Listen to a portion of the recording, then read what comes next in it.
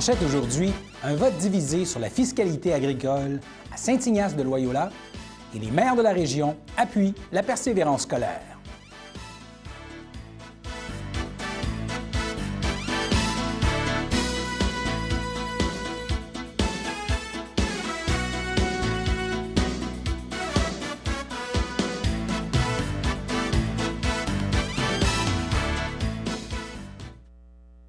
Bonjour Mesdames, Messieurs, mon nom est François Robert et bienvenue à votre bulletin d'information régionale du mardi 18 février. Alors, les Journées de la persévérance scolaire 2020 ont débuté lundi et les activités se multiplient un peu partout dans la province et dans la région de la Naudière. Ma collègue Danielle Yvon s'est entretenue avec la directrice générale du Comité régional pour la valorisation de l'éducation, le CREVAL, Anne-Marie Picard, au sujet des activités prévues cette semaine. Elle nous en donne un aperçu. On est chanceux dans notre région parce que notre milieu des affaires est aussi très engagé, là. Actuellement, on a près de 400 lieux d'affaires qui sont certifiés aux jeunes, c'est-à-dire que ces entreprises-là veulent valoriser l'éducation, veulent soutenir financièrement le mouvement régional en persévérance scolaire, mais ils veulent aussi aider le jeune à mieux concilier son travail et ses études. Parce que c'est certain que le jeune est au cœur de sa réussite. Il y a des responsabilités, il y a des choix à faire. Mais l'employeur, nous, on leur donne des trucs, des outils pour faciliter le fait de pouvoir donner une certaine souplesse au niveau des horaires, pour pouvoir favoriser les remplacements, avoir des politiques de ressources humaines étudiantes. Ça. Donc, on a quand même des employeurs qui sont engagés à soutenir nos jeunes puis à faire en sorte que le travail, malgré le travail pendant les études, c'est la réussite qui reste la priorité. Ça, je comprends. Mais il ne faut pas oublier que dans le nord de la Naudière, surtout si on regarde au niveau de la formation professionnelle, générale adulte, collégiale, il y a le tiers des étudiants et étudiantes qui travaillent pour subvenir à leurs besoins. Donc, parce qu'il n'y a personne pour les aider au niveau du loyer, de la bourse, il y en a qui ont des enfants aussi. Fait que, tu sais, quand vous disiez c'est plus difficile de reprendre les études, si dans l'interruption, en plus, il y a des enfants qui arrivent, bien, il y a des frais, puis il y a des choses à faire. Il y a des choses économiques. Donc, le CREVAL est là pour les supporter, pour les aider. Mais la semaine prochaine, ça va être vraiment une semaine, on pourrait dire, marketing, une grosse semaine de communication et d'implication. Oui. On va juste, dans cette première entrevue, parler un petit peu de qu'est-ce qui s'en vient. Donc, lundi, c'est on pourrait dire une journée colloque, une journée forum avec les maires de la région. Oui, lundi, on ouvre, dans le fond, les journées de la persévérance scolaire en compagnie de la presque totalité des villes de la région. Donc, on va être environ 90 personnes, tous des élus des villes et municipalités lanaudoises. Certains de nos députés vont être là. L'idée, c'est de faire une activité de réseautage autour de la réussite éducative. On va en profiter pour présenter notre nouvelle planification stratégique, voir aussi quels sont les engagements que les élus veulent faire, les gestes qu'ils veulent poser, et les nouveaux et ceux qu'ils veulent continuer à poser dans les prochaines années pour nous aider à prioriser nos actions. Il va y avoir aussi une partie fort intéressante où il y a un élu par MRC qui va présenter une initiative en réussite éducative, et ça va être suivi d'une plénière. Fait qu'on a bien hâte à cet événement-là. C'est cette journée-là qu'on va participer. Par la suite, dans les régions, il va y avoir des activités. Oui. Je sais qu'en exemple, à la petite école Sainte-Geneviève, moi, j'ai toujours l'habitude de Sainte-Geneviève, mais c'est Chemin du Roi. Je sais qu'il va y avoir sûrement une parade là, que les enfants vont passer, puis que les parents puis les élus vont être là avec des pancartes, continuer. Ça va être des choses comme ça qui vont être plus locales, qui vont être offertes. Bien, il y en a beaucoup d'activités, là. On ne peut pas toutes les nommer, mais effectivement, il va y avoir une aide d'honneur à l'école Sainte-Geneviève. Il y a d'autres aides d'honneur qui sont organisées, là, notamment à Saint-Damien. C'est une activité qui était prisée.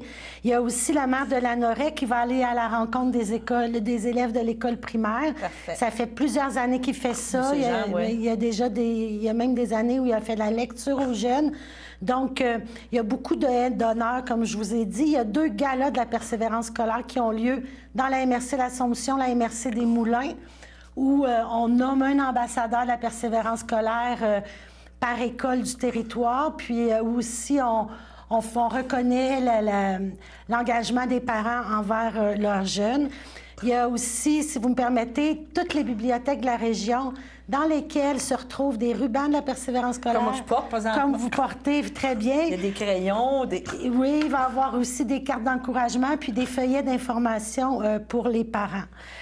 Puis, on pourrait terminer en disant que cette année, vous avez un beau porte-parole. On va en entendre parler la semaine prochaine. Je pense que c'est la vedette de l'heure. Hein? On n'a pas le choix de le dire. Là. Mais ça fait quand même 2 ans qu'il est associé avec vous. Oui, bien, M. Laurent Duvernay-Tardif, ça fait 2 ans qu'il est associé à la campagne nationale des Journées de la persévérance, effectivement.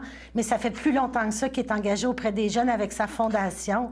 C'est un porte-parole qui fait tout son sens de par son cheminement exceptionnel. Donc, c'est pas donné à tous, mais c'est quelqu'un qui croit fondamentalement en les jeunes, qui croit fondamentalement à l'éducation, puis aussi à tout ce qui est activité parascolaire qui aide les gens à se trouver des intérêts, découvrir le talent, se sentir bon ailleurs qu'à l'école. Donc, autrement dit, si le parascolaire va bien, tu risques que le jeune va lui retourner à l'école parce qu'il y a d'autres motivations que nécessairement être bon en français ou en mathématiques. Oui, effectivement. Se découvrir peut-être des nouvelles choses. Il y a quelques années, je pense que c'est au début là, de sa carrière avec les Chiefs, il avait amené tous ses collègues de la ligne, de sa ligne, là, on s'entend. Là. Oui, les a amenés. C'est les plus gros, les plus forts, voir le ballet Casse-Noisette. Oui, c'est vrai. Parce que pour lui, la culture, c'est important. C'est un collectionneur d'œuvres d'art aussi. Oui, oui. Donc, c'est ça. C'est quelqu'un qui est très polyvalent, éclectique, qui a beaucoup d'intérêts, puis qui trouve ça riche pour une personne, justement, d'avoir des intérêts diversifiés. Bon, mais je te remercie beaucoup, Anne-Marie. On rappelle que la semaine prochaine, ça commence le 17. C'est plein de choses qui vont se passer dans la MRC, dans la région de la Naudière, jusqu'à vendredi. Oui. Beaucoup de travail, mais je pense que ça va porter fruit, puis les jeunes, ça va les motiver. Là. Il n'en restera pas gros après les semaines de relâche. Le printemps arrive, et puis plus de manteaux, moins de manteaux d'hiver, moins de bottes, moins d'habits de ski. Ça va créer vraiment une meilleure dynamique. C'est malheureux, mais la grosse période d'hiver, janvier, février, c'est pas évident. Même pour nous, on est comme tannés rendus au mois de février là, de voir l'hiver. Il faut aller jouer dehors. Puis j'invite les gens là, à vraiment aller dans les bibliothèques, se chercher un ruban de la persévérance scolaire, parce que c'est vraiment une façon visuelle de démontrer le soutien et l'encouragement envers les jeunes et les adultes qui sont actuellement en formation. Puis on peut spécifier qu'on a justement CTRB. Passez à CTRB. On en a. Venez nous rencontrer, puis on va vous en donner. Ça va nous faire plaisir aussi de vous donner des petits rubans. Oui, venez saluer Mme Yvon. Merci. Bon, bien, je te remercie beaucoup, Anne-Marie, puis on vous suit toute la semaine. C'est gentil, merci. Alors, parmi les activités dans la région pour ces journées de la persévérance scolaire, lundi matin, il y a une aide d'honneur qui a accueilli de jeunes apprenants à l'école de Berthierville. Alors, voici quelques images de ce moment chargé de signification.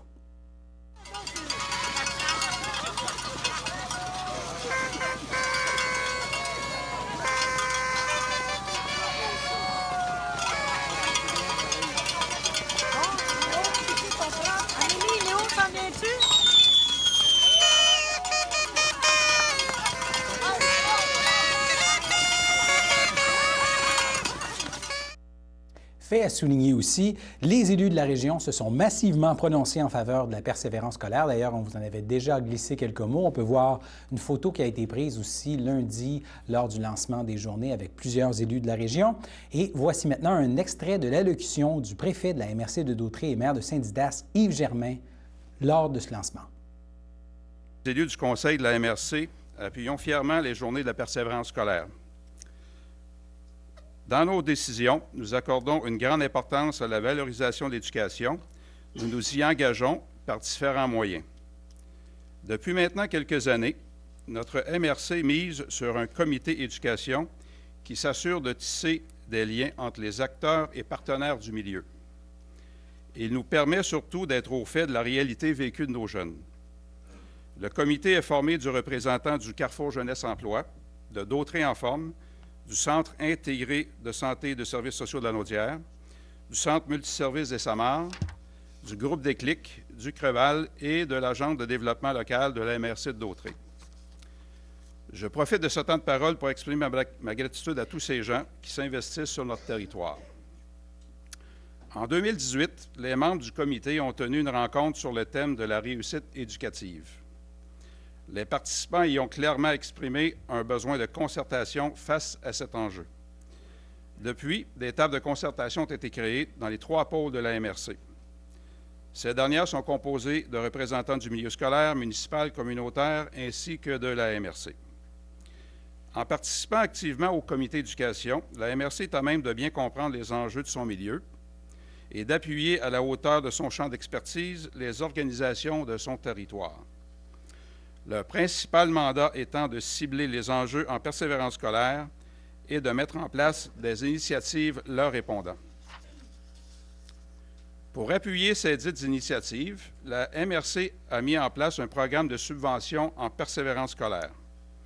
Au cours de la dernière année, 8 initiatives structurantes favorisant la persévérance scolaire en ont bénéficié. Nous parlons d'une contribution totale de près de 150 000 $ de la part de nos élus, sans compter tous les projets soutenus dans les dernières années par le budget faisant partie du PAC rural. Notre engagement ne s'arrête pas là. Nos professionnels en culture de la MRC collaborent avec les établissements scolaires afin de bonifier leur offre de cours. Elles se déplacent dans les écoles pour y animer des ateliers ludiques en lien avec l'histoire du territoire d'Autréen. De plus, grâce à la MRC, les écoles secondaires du territoire ont pu accueillir des artistes en résidence.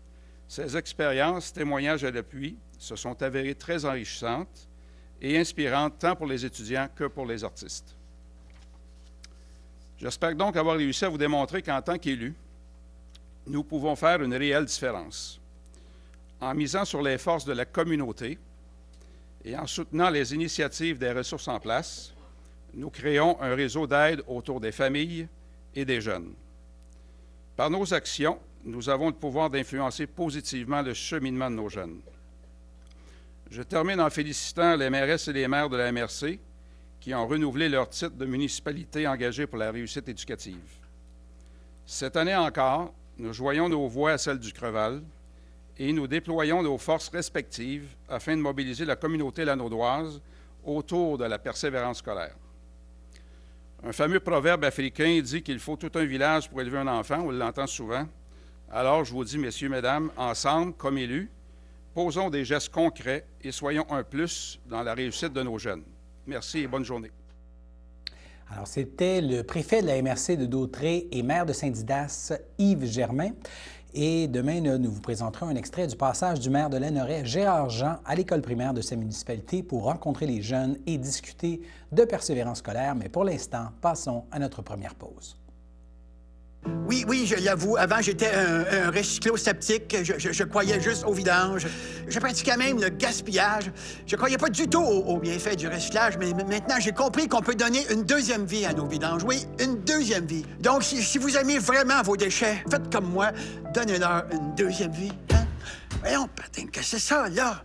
Fait que c'est ça. Pas gaspiller, c'est pas compliqué, OK, là? C'est ce qu'ils m'ont reconnu. Hein? Et patin. Oh, mon homme. Hey. Qu'est-ce que tu fais là? Oh. Ben non. Pourquoi t'as fait ça? Écoute-tu? Écoute! Calme-toi! Toi, calme-toi. Fais-tu exprès? Contre la violence conjugale, on doit tous intervenir. Le samedi matin, dès 9h30, nos téléspectateurs sont invités au Super Bingo télévisé diffusé de nos studios de Berthierville. Depuis maintenant une vingtaine d'années, plusieurs adeptes de la télévision régionale se sont partagés un montant de 600 $ disponible chaque semaine lors de cette joute de bingo télévisé. Un animateur et 3 bénévoles se succèdent à la caméra dans le but de vous faire passer une petite heure agréable et payante le samedi matin. On peut se procurer les cartes de jeu chez les dépositaires autorisés participants, c'est-à-dire à Berthierville, le dépanneur Formule 1 rue Gilles Villeneuve, le marché IGA Extra sur la rue Gabrielle-Brissette, le marché Métro rue Notre-Dame, la pharmacie Proxime rue Frontenac, le garage Pétroté sur la rue Gilles Villeneuve et à Saint-Ignace-de-Loyola, le marché Aldo rang Saint-Michel, le dépanneur Le Magasin Esso sur le chemin de la Traverse. C'est un rendez-vous tous les samedis matins à 9h30 sur les ondes de CTRB, votre télévision régionale et communautaire.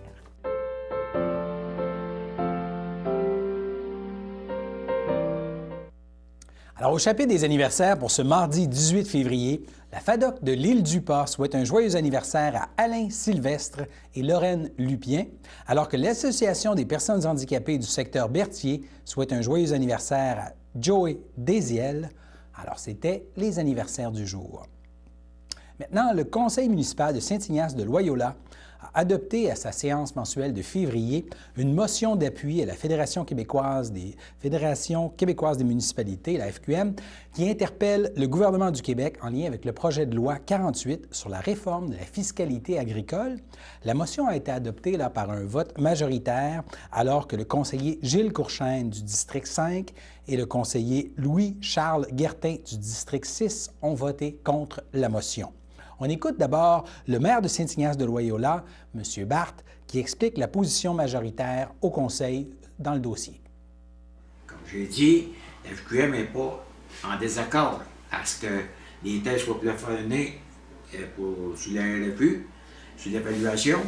Mais par contre, on veut qu'elle vienne négocier et qu'elle dise au gouvernement, OK, tu veux mettre l'évaluation, plafonner l'évaluation des terres agricoles, mais faut que tu dédommages les municipalités parce qu'ils vont avoir une perte d'argent. C'est ce que la FQM veut. Mais aussi, il faut que ça soit récurrent tous les ans. Là, vous savez, vous avez posé une question à un conseiller. Les conseillers, je le sais, c'est un agriculteur, mais par contre, c'est beau. Moi, là, on fait partie de la FQM, puis aussi, il faut dire une chose. Le conseiller, quand tu es conseiller, hein, il faudrait qu'il y en a qui apprennent un petit peu, c'est que quand tu es assis là, sur la chaise, il faut que tu défendes les citoyens. Puis moi, quand ils me disent que dans le district 6, que la majorité sont agricoles, oui, c'est des terres agricoles, mais c'est pas la majorité de ces citoyens. Parce que dans le district numéro 6, là, il y a 273 voteurs. Puis il y a à peu près tout bien 4-5 cultivateurs. Donc, il faut qu'ils défendent les deux. Moi, c'est pour ça que je vous dis. Moi, je pense qu'il aurait dû dire, OK, parfait, on est sur la bonne chaise, on va dire à la FQM, défendre. Ils savent que la FQM n'est pas contre de plafonner l'évaluation. C'est rien que ça que je veux dire, c'est que les autres qui ont voté pour, on demande à la FQM d'aller nous négocier quelque chose qui va être profitable pour toutes les municipalités, autant pour les cultivateurs que pour nous autres. Il ne faut pas que ce soit tout le temps le même citoyen pour ça qui va payer la facture. Parce que si on reste les évaluations des terres, restaient là, les terres agricoles, là, si on y autres comme qui sont là aujourd'hui, moi je pense que les cultivateurs, ils ont mieux de se taper d'instamment parce que c'est eux autres qui les arrêtent à gros prix. C'est pour la raison qu'on demande à FQM de défendre les municipalités.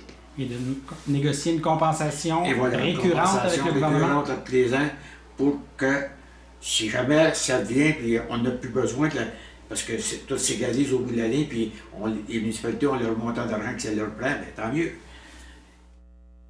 Alors voici maintenant, concernant le même dossier, l'explication fournie lors de la période de questions par les deux conseillers qui ont voté contre. Vous laissez répondre M. Courchaine, qui va là lui-même. Okay. Moi, c'est qu'entre 2014 et 2019, la valeur imposable des immeubles agricoles est alimentée de 43 au Québec, alors que les secteurs résidentiels est alimenté de 16 Puis là, on veut encore restreindre l'alimentation au niveau du PA, parce qu'on veut restreindre quand même l'alimentation de valeur des terres agricoles. En réalité, c'est une source de financement que les municipalités vont chercher sur le dos des agriculteurs. Je suis pas d'accord, M. le Président. Je suis pas d'accord parce que... Il va poser une question. La question est posée, il donne une réponse. Est-ce que M. Guertin veut s'exprimer? Oui, l'UPA nous a demandé un appui aussi. C'est ça. Mon district étant majoritairement des agriculteurs, j'avais des pressions pour appuyer la UPA et non la SQM. J'étais à l'écoute de des citoyens de mon secteur. Puis je suis d'accord un peu avec ce que Gilles Courchaine apportait. C'est pour ça que j'ai voté contre. Merci pour votre explication. Merci. Nous continuerons bien sûr de suivre le dossier de ce projet de loi et de ses impacts dans la région. Nous passons maintenant à notre seconde pause. Oui, je l'avoue. Avant, j'étais un recyclo-sceptique. Je croyais juste au vidange. Je pratiquais même le gaspillage. Je croyais pas du tout aux bienfaits du recyclage, mais maintenant, j'ai compris qu'on peut donner une deuxième vie à nos vidanges. Oui, une deuxième vie. Donc, si vous aimez vraiment vos déchets, faites comme moi. Donnez-leur une deuxième vie. Hein? Voyons, patin, que c'est ça, là? Fait que c'est ça. Pas gaspiller, c'est pas compliqué, OK, là? C'est qui m'a reconnu? Hein? Il me baptême. Oh, mon homme. Hey! Qu'est-ce que tu fais là? Oh. Ben non, ben non. Pourquoi t'as fait ça? Écoute-tu! Écoute! Calme-toi! Toi, calme-toi! Fais-tu exprès? Contre la violence conjugale, on doit tous intervenir. La Victoire de l'amour fête ses 25 ans et CTRB vous convient à un merveilleux spectacle auquel participeront des artistes comme Natacha Saint-Pierre, Mélissa Bédard, Sœur Angèle, Marcia Pilote et plusieurs autres artistes talentueux. Le tout aura lieu le 6 juin prochain en après-midi à la salle Maurice O'Brady de Sherbrooke. Le départ se fera en autocar de Berthierville à 9 h et le prix du billet est de 99 $, incluant un repas au buffet des continents. Les places sont limitées, alors réservez au plus tôt en téléphonant au 450-836-5103 ou 450-758-1670. Alors, n'hésitez pas à venir passer un moment très agréable pour débuter l'été 2020.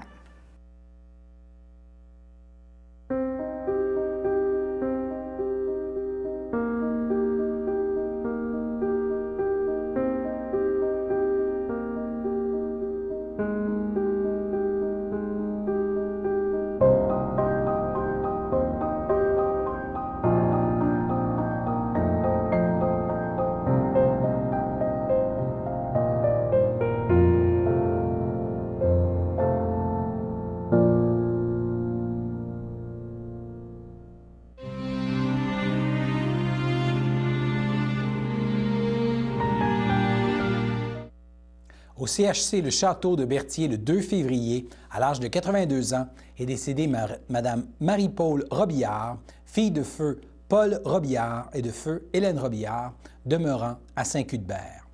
Elle laisse dans le deuil sa sœur, son beau-frère et sa belle-sœur, Mado Robillard et son époux Jacques Sylvestre, Raymonde Lamarre, feu Étienne Robillard, sa nièce Annie Robillard et son conjoint Luc Berthiaume, ainsi que plusieurs autres parents et amis. Mme Robillard ne sera pas exposée et une cérémonie aura lieu dans l'intimité à une date ultérieure. Au CHDL de Saint-Charles-Borromée le 6 février, à l'aube de ses 90 ans, est décédé M. Clément Boutin, époux de Huguette Bombardier, demeurant à Berthierville. Lui a précédé son frère Marc-André Boutin, père rédemptoriste.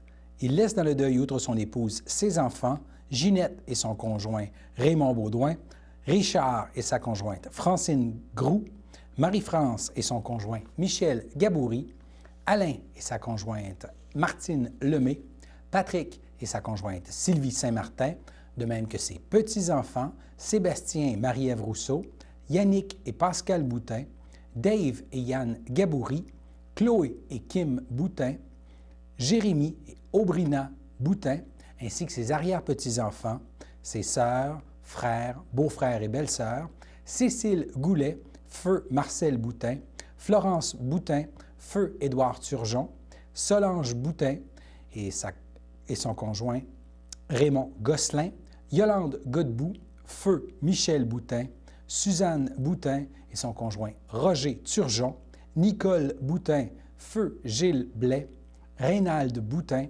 Wilfrid Bellemare, feu Paulette Bombardier, France Bombardier, feu Bertrand Gaulin, Réjeanne Bombardier et son conjoint O'Neill Lisotte, ainsi que plusieurs neveux, nièces et autres parents et amis. La famille vous accueillera le samedi 22 février dès 11 h au complexe funéraire Efterio du 741 rue Notre-Dame à Berthierville et suivra une liturgie à la chapelle du complexe à 14 h 30. Au CHDL de Saint-Charles-Borromée le 7 février, à l'âge de 86 ans, est décédée Mme Aquiline Gervais, épouse de feu Vincent-Paul Plante, demeurant à Berthierville et autrefois de Saint-Ignace de Loyola. Lui a précédé son fils Dave Courchaine, son petit-fils, Dave Courchaine. Elle laisse dans le deuil ses enfants Louise Plante, Jacques Plante et sa conjointe Joanne Girard, Odette Plante et son conjoint Sylvain Courchaine, Mariette Plante et son conjoint Daniel Savoie, de même que ses petits-enfants Alain, Claudia, Marie-Ève, Audrey, Kevin et Joanie. Laisse aussi dans le deuil ses arrière-petits-enfants, Océane, Mia et Jeff, de même que ses beaux-frères et belles-sœurs, Yolande Gervais, Marie-Claire Gervais, feu Maurice Ringuette, Irénée Gervais et sa conjointe Pierrette Ross, Jean-Marie Gervais, Louise-Anne Plante, feu Narcisse Guertin, Jeanne d'Arc Plante et son conjoint Jean-Jacques Harper, Roland Plante et sa conjointe Diane Saint-Martin, ainsi que plusieurs neveux, nièces et autres parents et amis. La famille vous accueillera le vendredi 21 février dès 16h au complexe funéraire F-Thériault, 1741 rue Notre-Dame à Berthierville, et suivra une liturgie à la chapelle du complexe à 19h. Les cendres seront déposées au columbarium F-Thériault de Berthierville. Au CHDL de Saint-Charles-Borromée, le 8 février, à l'âge de 74 ans, est décédé M. Bernard Coulombe, conjoint de Mme Monique Pellan, demeurant à Joliette et autrefois de Berthierville. Il laisse dans le deuil, outre sa conjointe, ses sœurs et son frère, Lucien Coulombe, feu Lucienne Coulombe, feu Lucien Mousseau, Hélène Coulombe, feu Sarto Blais, Denis Coulombe et sa conjointe Huguette Blais, Yvette Coulombe, feu Gilles Poisson, ainsi que plusieurs neveux, nièces et autres parents et amis. La famille vous accueillera le dimanche 1er mars 2020 dès 11h au complexe funéraire F-Thériault, 741 rue Notre-Dame à Berthierville, et suivra une liturgie à la chapelle du complexe à 14h. Au centre d'hébergement de Tracy, le 13 février, à l'âge de 86 ans, est décédé M. Cyril Latour, époux de Louisette Dandonneau, demeurant à Sorel-Tracy et natif de Saint-Ignace de Loyola. Lui a précédé ses sœurs Suzette, Hortense et Françoise. Il laisse dans le deuil, outre son épouse, ses enfants, France et son conjoint Guy Chaput, Pierre et sa conjointe Chantal Isabelle, Mario et ses petits-enfants Mélanie, Élisabeth, Jérémie et Roxane, son arrière-petite-fille Yvie, son frère et ses belles-sœurs, Jean-Guy Latour et sa conjointe Lucie Latour, Rita Valois, feu Villemère Latour, Gisèle Plante, feu Jean-Louis Dandonneau, Rose Aimée Dandonneau, son filleul Rémi Latour, ainsi que plusieurs neveux, nièces et autres parents et amis. La famille vous accueillera le samedi 22 février dès 11h au complexe funéraire F-Thériault, 1741 rue Notre-Dame à Berthierville, et suivront les funérailles en l'église de Saint-Ignace de Loyola à 14h30.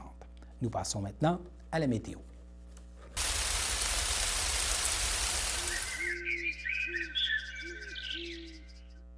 Alors, mardi soir, un mélange de pluie et de neige est prévu alors que le mercure sera autour du point de congélation ou légèrement au-dessus. 1 cm de neige pourrait s'ajouter. La température va ensuite redescendre jusqu'à -4 au cours de la nuit alors que des averses de neige dispersées sont prévues et un autre centimètre de neige pourrait tomber. Mercredi matin, un scénario similaire avec d'autres averses de neige dispersées et un mercure de -5 et la possibilité d'un autre centimètre de neige. Alors voilà, c'était vos informations sur les ondes de CTRB. Revenez-nous demain pour d'autres nouvelles de la magnifique région de Berthier.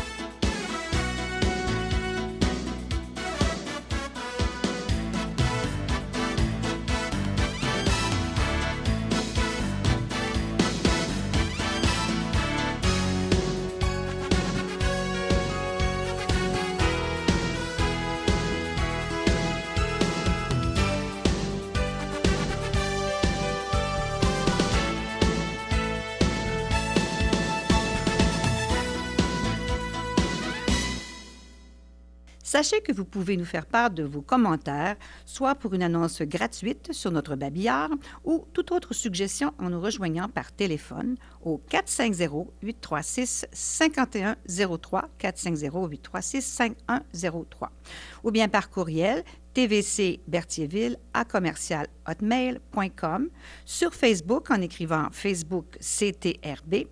Et surtout, n'hésitez pas à visiter notre chaîne YouTube afin d'y retrouver une grande partie de